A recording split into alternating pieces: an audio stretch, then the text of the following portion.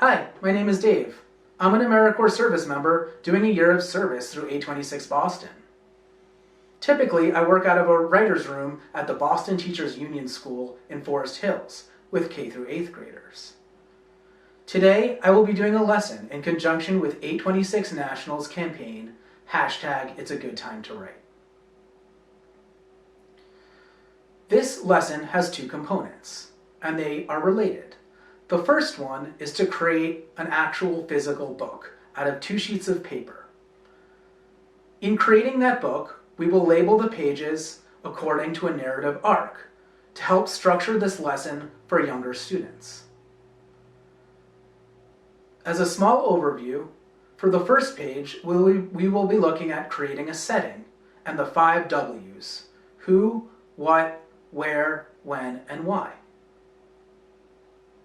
Moving forward, we will create some sort of conflict for the main character. Then, we will conclude the book with some sort of resolution, and we will leave room for illustrations along the way. Now follow me as we begin to create the physical book itself. Take 2 pieces of paper, put them together, fold them hamburger style, make sure they're aligned,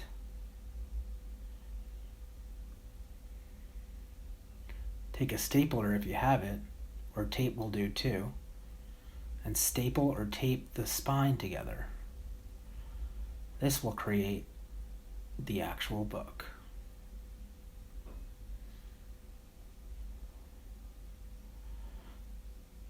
On the cover,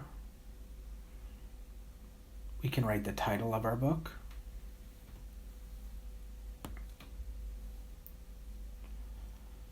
and we can also put our name, so we could say by, and then the author's name, which is you.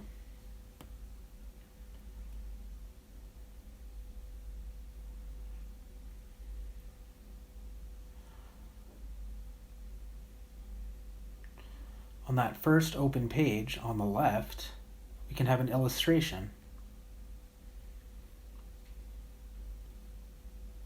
And what that illustration will show, which we will write on the right, is the setting.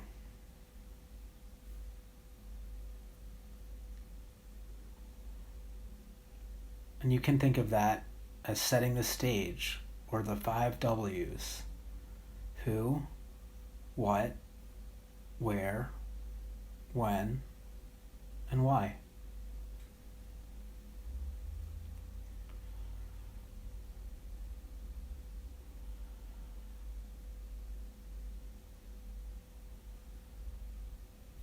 On the next page, on the left,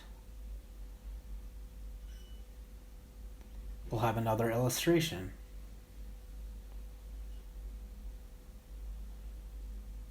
And what this will show is some sort of conflict. The conflict can be a problem that your main character faces. It can be some sort of challenge. Maybe they meet someone. Something that puts tension in our book. What's going to happen, you wonder?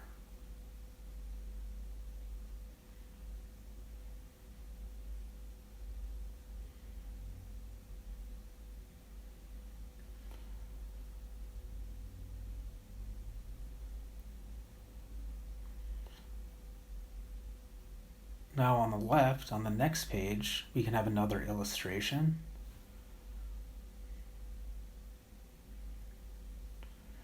And what this will show is our resolution.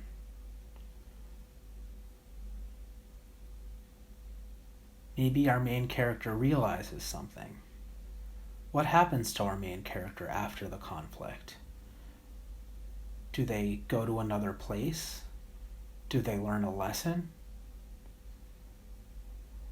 Something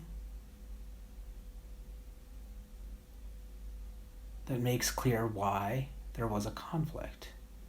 In the resolution, we wrap up the book.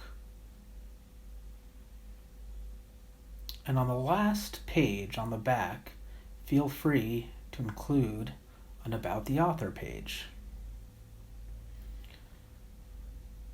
maybe even a self-portrait.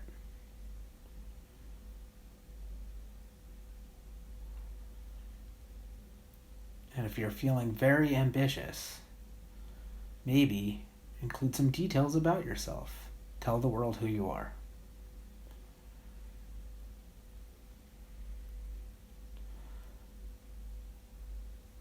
And this is our format. Next, I will show you what I did with this format. The Zebra Who Didn't Have Stripes by Dave. Once there was a zebra who didn't have stripes. Their name was Zachary. They looked more like a donkey than a zebra. They lived in the grasslands of Kenya with their zebra family. Their brothers and sisters made fun of them. They would say, "Zachary, you may as well march right up to a lion and get eaten. Without stripes, you don't blend into the shadows of the grass." And here you see Zachary the zebra. He doesn't have any black stripes.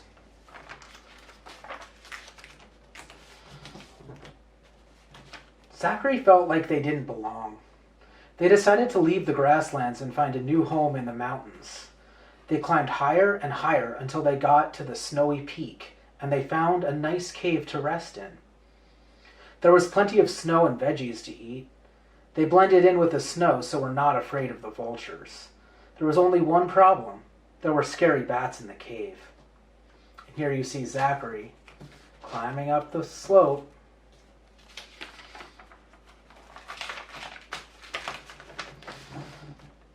But then Zachary met a friend. Their name was Zoe. They were missing the white stripes, so they were a dark black color. Together, they found that they were the perfect pair.